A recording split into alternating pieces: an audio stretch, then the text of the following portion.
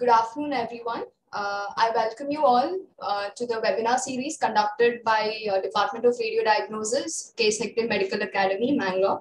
We have successfully completed 3 talks on interventional radiology. Today will be our 4th session on imaging and interventions in Budd Chiari Syndrome by Dr. Shyam Kumar K, Professor and Chief of Department of Interventional Radiology, Christian Medical College, Vellore. I humbly request Dr. Sri Krishna Sir, Senior Professor, Department of Radiology, Kshema, to introduce the speaker. Good afternoon to all. Today, I have the privilege to introduce one of the very renowned interventional radiologist and academic personality, Dr. Shyam Kumar, to you, whom I know personally. He is like a role model to the residents, radiologists, with his academic qualifications, passion for teaching, and his simplicity, which we all admire a lot. He did his MBBS from KIMS, Hubli, and he did his DMRD and DPNB from Christian Medical College, Vellore, and presently he is working in the CMC, Vellore. He is a fellow of Royal College of Radiology, and he is a fellow of Royal Australian and New Zealand College of Radiology. At present, he is a professor and head Department of Interventional Radiology, CMC, Vellore, and his area of interest is interventional radiology. And he has more than 240 publications to his credit. Google Scholar Citation Index 2730. And he's the editor, Journal of Clinical Interventional Radiology. And he's the president of Tamil Nadu and Pondicherry chapter of IRIA. And I welcome you, sir, for the presentation.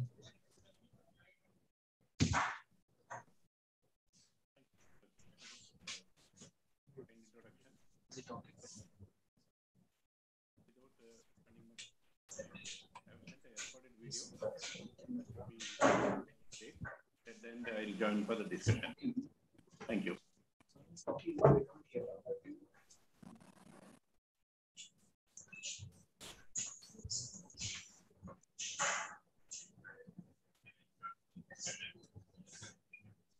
Okay, you can start. You can start.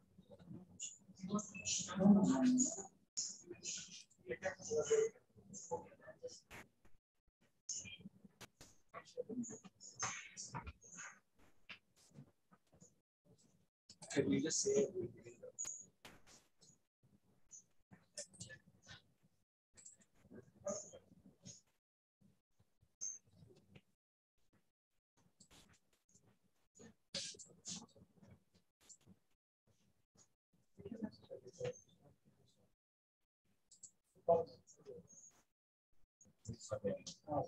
Greetings to all. Today I'm going to present on Budd Chiari Syndrome. As we all know, Budd Chiari Syndrome is a very important pathology which we see quite often. This Budd Chiari Syndrome, which is a clinical entity, it results due to hepatic venous outflow obstruction. As hepatic venous outflow obstruction progresses, it results in congestion of the liver and gradually progresses and results in fibrosis of liver and portal hypertension. In Budd Chiari syndrome, the hepatic venous outflow obstruction can be of different types. It can be at the level of inferior vena cava above the hepatic veins, or it can be obstruction of the hepatic veins, or it can be a combination of IVC and hepatic veins. So in our practice, we see the combination of IVC and hepatic veins most often. Coming to imaging in Budd Chiari syndrome, this can be understood in 2 different categories. What we see during acute phase and what we see during subacute and chronic phase. Doppler and cross-sectional imaging modalities like contrast enhanced CT and MRI play a major role. In acute phase, we see thrombosed and enlarged hepatic veins. On CT, with contrast, we see a very characteristic flip-flop pattern of enhancement.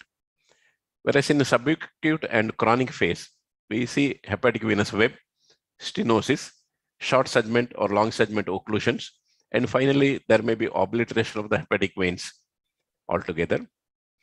And the flow within the hepatic veins may be absent, or it can be seen turbulent.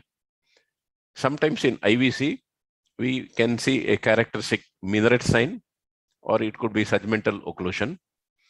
Within the liver, we see multiple collaterals, and these collaterals can be of comma-shaped or sickle-shaped. Coming to intervention, this particular slide represents the principle of intervention.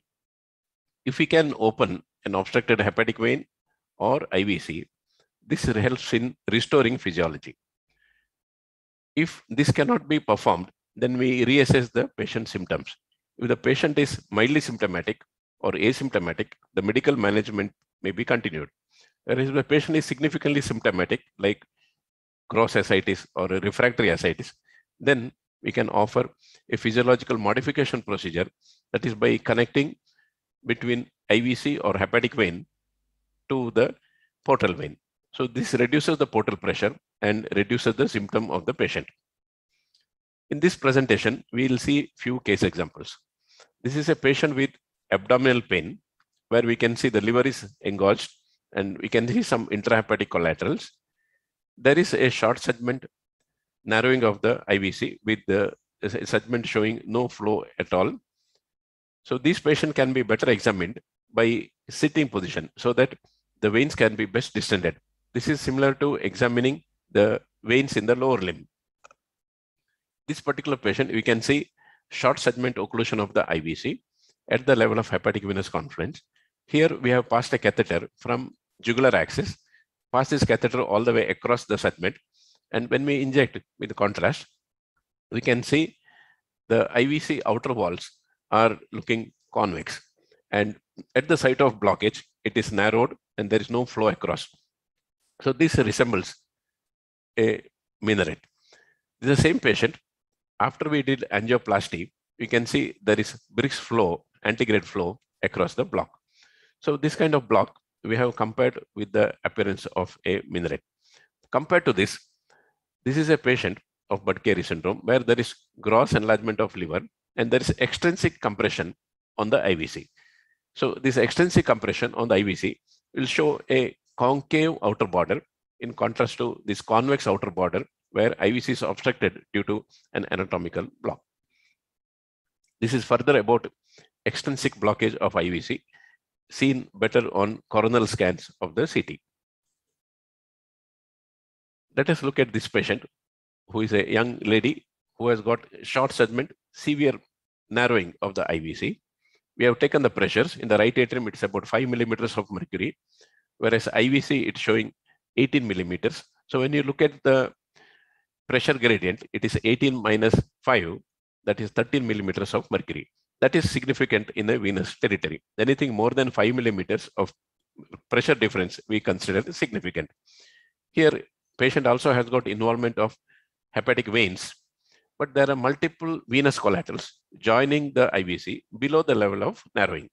So what we have done is, we did a balloon angioplasty.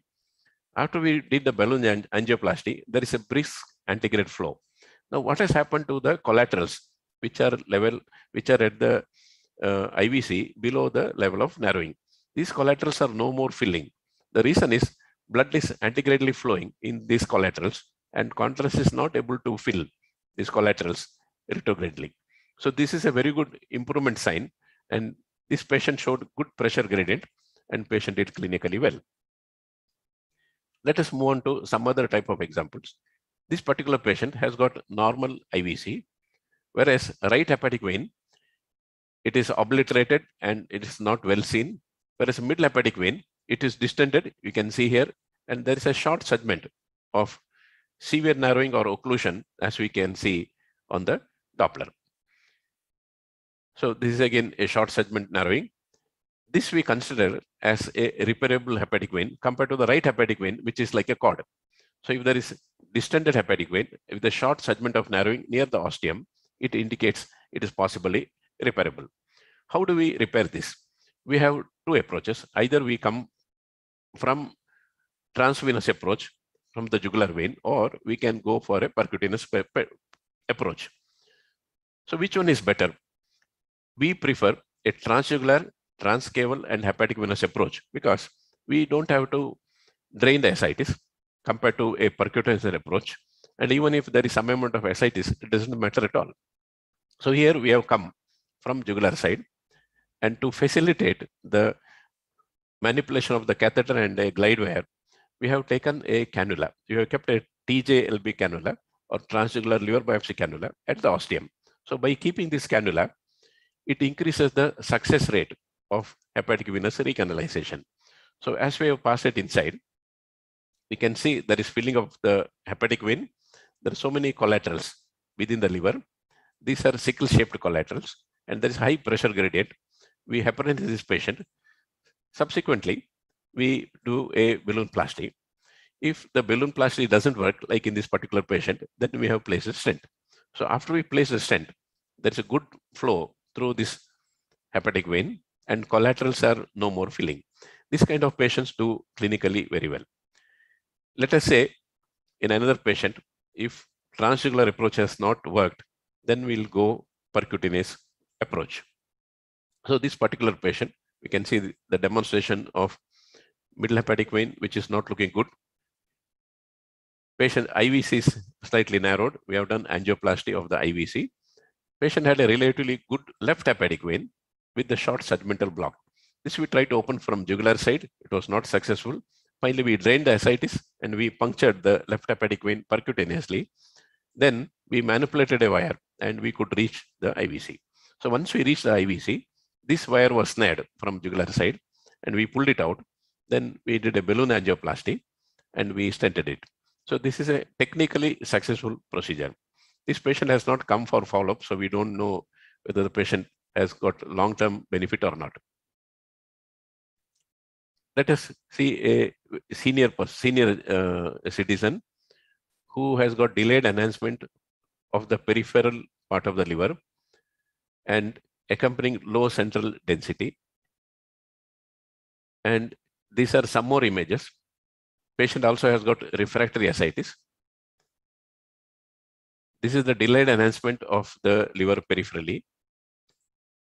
And this particular pattern of enhancement, what we call as flip-flop phenomenon. So this is due to variation in the enhancement of the liver due to venous obstruction.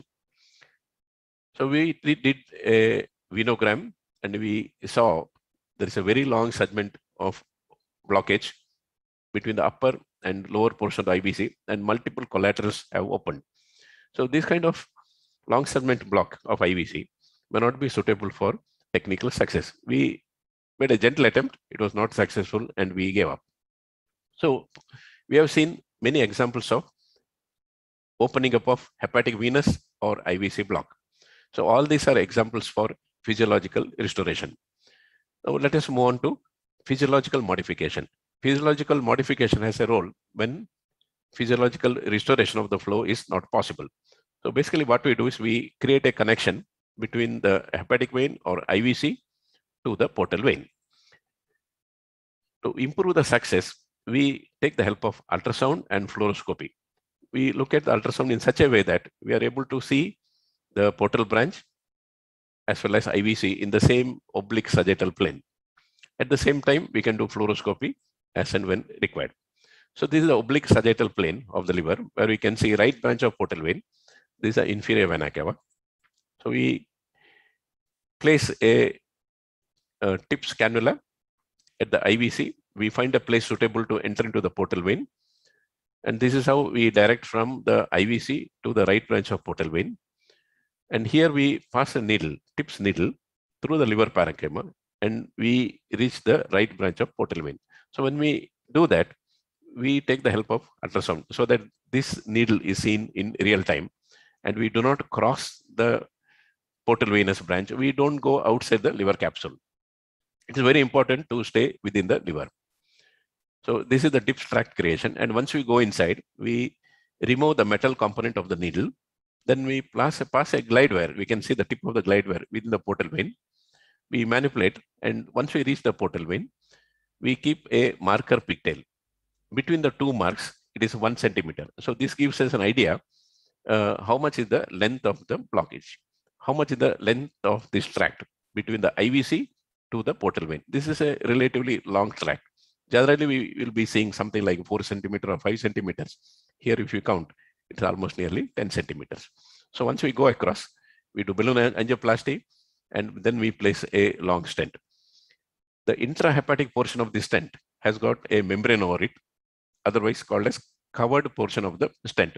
Whereas portion within the portal vein, we keep uncovered so that there will be good flow from the portal vein and it goes into the rest of the stent.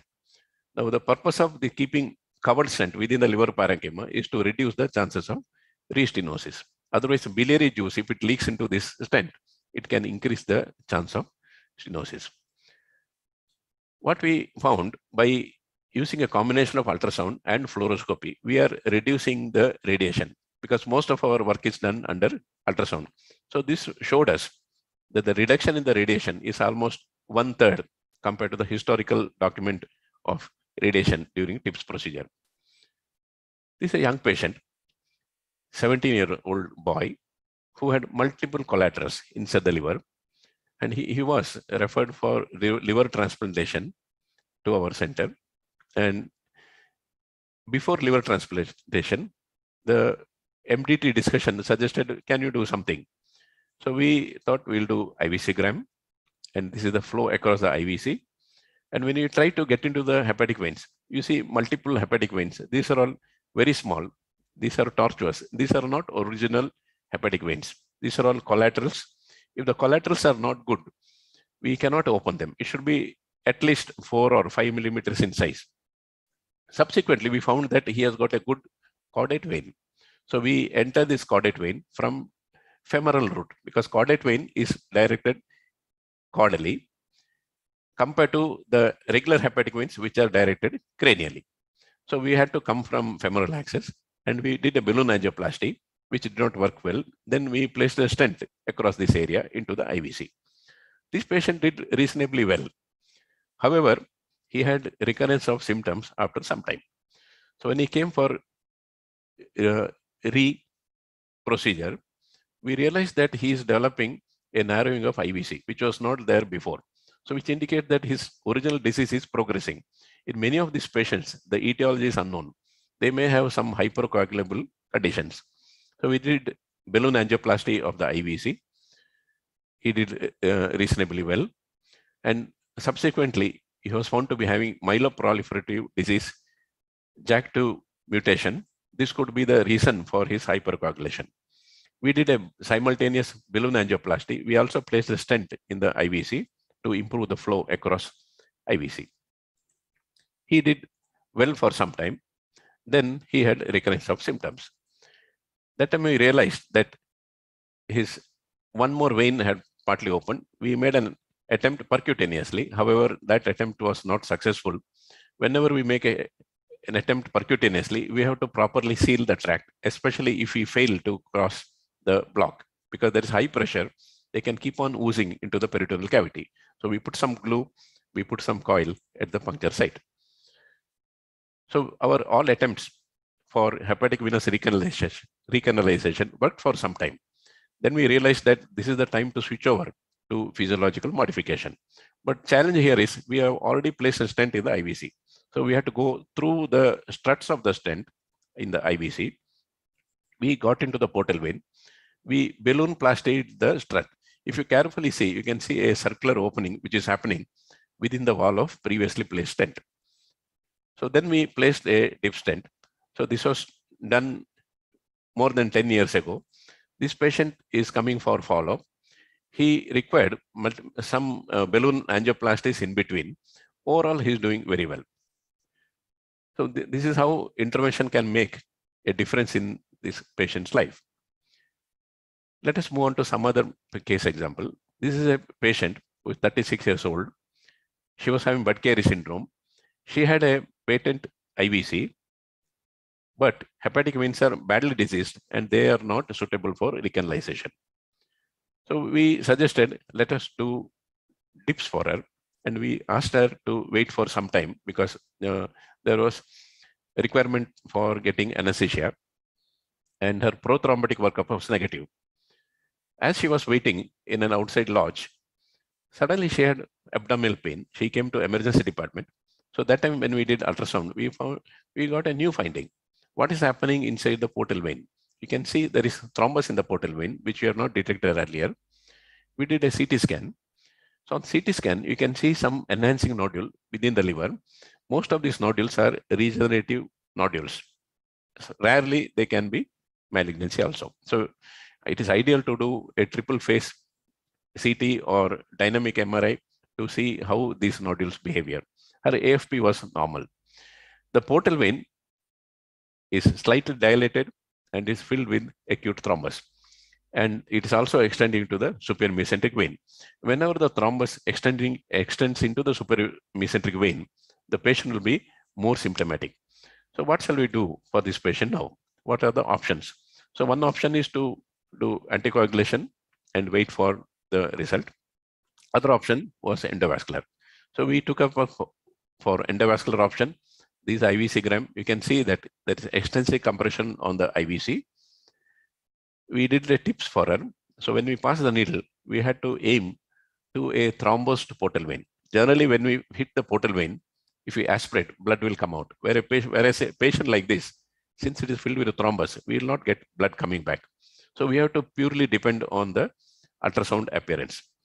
Because liver is so much enlarged, the appearance looks unusual, and the wire has gone into the portal vein, so that we cross-checked on ultrasound. Subsequently, this wire has taken a course towards the left side and caudally. The wire manipulation was very smooth. So where is this wire now? So this is the quiz for the PGs. And once you made up your mind, I'll show the next slide. This is the answer. This in the along the expected course of inferior mesenteric vein. So we injected and we saw the inferior mesenteric vein. So then we manipulated this catheter into the splenic vein. So when we injected contrast, the contrast is all going to the periphery into some collateral veins. We plastered this tract and we placed a stent in the tips tract, and then we did suction thrombectomy. We removed as much thrombus as possible. Then this is the final check run where we see the portal vein is recanalized, and now the portal blood is going into the IVC. This patient showed a very good clinical response, and it's a rewarding procedure. And more than 2 years, when she came for follow-up, we can see there's good flow in the stent from the portal vein to the IVC, and there is no more ascites. She's doing very well. So in this particular patient, by doing one procedure, we gained two things. One, we treated the Budd Chiari syndrome, and it also facilitated to treat acute portal venous thrombosis. This is a small publication. This is an interesting phenomenon. What happens is when we puncture the portal vein and when we pass the catheter, sometimes this catheter will look as if it is outside the boundaries of the portal vein. This particularly happens along the concave surface. We realized that this phenomenon is something like an artificial phenomenon. We get worried whether this catheter has gone out of the portal vein, but if we are very careful and we have punctured the portal vein under ultrasound guidance, this catheter cannot go outside. So this is due to stretching of the portal vein by this catheter. So there is opposition of the anterior and posterior walls of the portal vein, which gives this kind of artificial appearance. So this we published just to draw the attention of readers, and somebody should not get a doubt whether the catheter is outside. So we named it as inside-outside sign. We have put all the findings of Budd Chiari syndrome, clinical, diagnostic radiology, and intervention in a comprehensive article by name An Update on Management of Budd Chiari Syndrome. I suggest the audience to go through this article, which will give further details of management of Budd Chiari syndrome. So friends, in summary, imaging findings in Budd Chiari syndrome, this can be classified as acute versus subacute and chronic. The main imaging modalities are Doppler, contrast-enhanced CT, and MRI. So in acute phase, you may see a thrombosed, enlarged hepatic veins. Over a period of time, there can be some partial recanalization of these thrombosed veins, and it may remain as a short segment occlusion in long term. So in acute phase, in the arterial phase and venous phase, when we see together, we see a characteristic enhancement pattern, which we call as flip-flop pattern. Whereas in subacute and chronic stages, we see hepatic venous web, short segment or long segment occlusions, obliteration of the hepatic veins. Whenever there is an obliteration of the hepatic veins, we consider it is not suitable for repair. This kind of, if all hepatic veins are obliterated and is not repairable, then subsequently patient may be considered for a TIPS procedure. And if that doesn't work, the ultimate solution is hepatic transplantation. In this kind of subacute and chronic phase patients, the flow in the hepatic vein may be absent, or it may be turbulent, or rarely we may see a reversal of the flow. Minaret sign we have explained in case of severe IVC narrowing or occlusion of IVC, in which case the outer wall of the IVC will be bulging like a convexity, in contrast to a patent IVC, but it's compressed due to enlarged liver. There the wall will be concave outside. This is how we can differentiate on Doppler or on cross-sectional imaging. We also have the facility of making the patient to sit while examining on Doppler and see that any veins which are looking collapsed can distend due to gravity.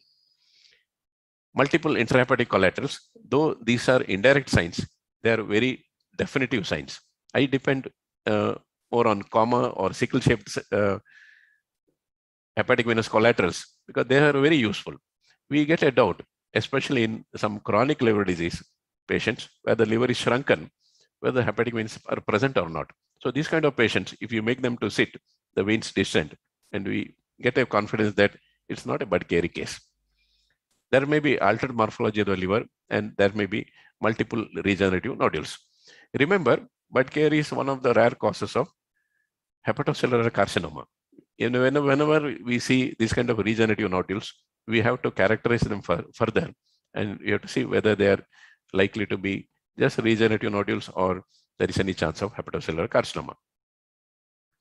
Just to summarize, the role of radiology in Budd-Chiari syndrome, it is increasing, and we have very well established findings and very well established approach in the management of Budd-Chiari syndrome over more than 2 decades. We have 2 approaches.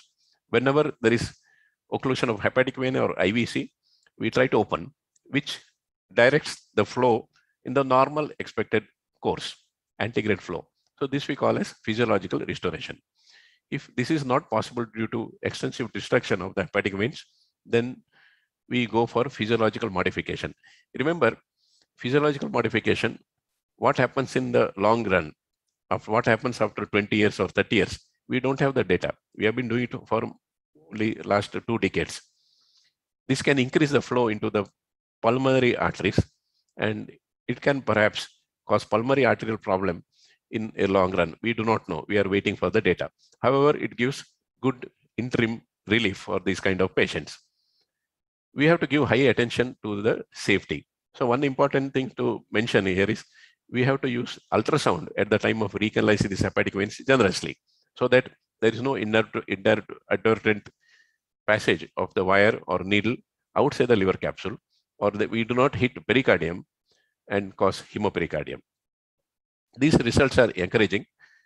I must say that overall gives improvement to moderate extent, or some of them are very lucky to have best recovery in more than 90-95%.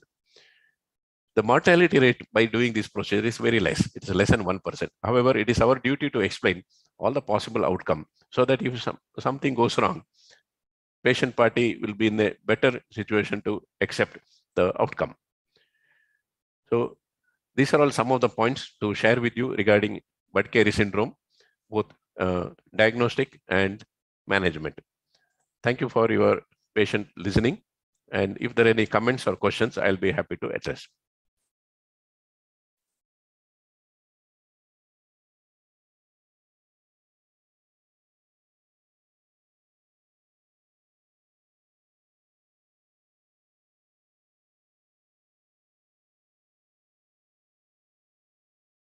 The presentation was clearly audible. Thank you, sir, for giving an insight on how to manage Budd Chiari by Intervention Radiology. We are now open to questions. Any questions can be put in the chat box.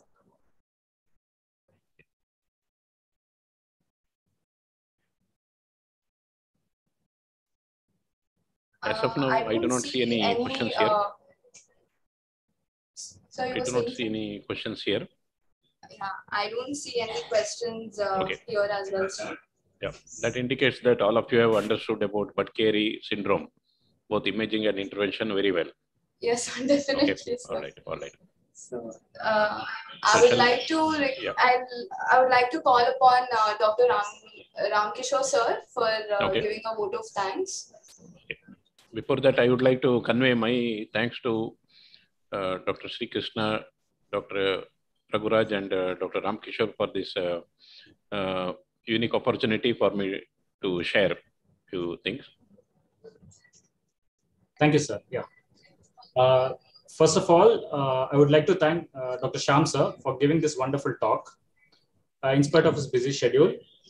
I'm sure our consultants and residents will be immensely benefited by this very informative talk.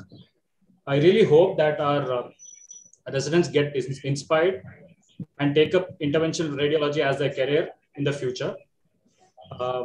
Next, I would like to thank our Dean and Vice Dean for giving us a chance to conduct this webinar. We have successfully completed 4 lectures on intervention radiology till now. I would like to thank the entire IT department of CHEMA for giving us this online platform and helping us conduct this webinar smoothly. Last but not the least, a big thank you to our residents, delegates, our HOD Dr. Raghunath sir, my colleagues and senior consultants from the Department of Radiology CHEMA for your support. Thank you. We will meet next month with another interesting topic. Have a nice weekend, everyone. Okay, can we have a group photo, Dr. Ramkishore? Can we have a group photo? Yeah, group photo. Okay. Okay. Can I ask Dr. Raguraj to and Dr. Sri Krishna to join? Take a group photo. Okay. Okay. Who is going to click the photo? We'll take a group photo. You know how to take a screenshot of this. Okay. So, Dr. Sri Krishna available? Sri Krishna sir. Sir, Sri Krishna sir, are you online? Can you please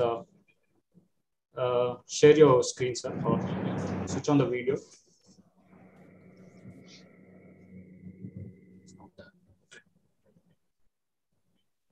Take one photo.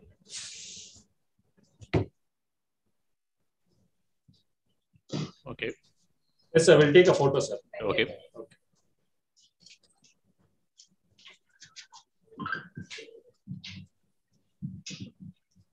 Okay. Is it done? Okay, Dr. Sri Krishna sir, join. yeah, I'll take one. Yeah. Okay.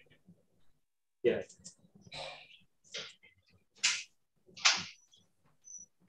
Okay. Have a nice weekend. Yes, sir. Thank you, sir. Thank you so much. Bye bye. Yeah. Bye bye. Thank you, Shyam sir. Thank you so much, sir. Thank you. Thank you. Thank you.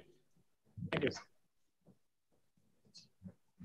I'd like everybody to give your valuable feedback. The feedback link will be shared in the chat box. Thank you so much. Thank you.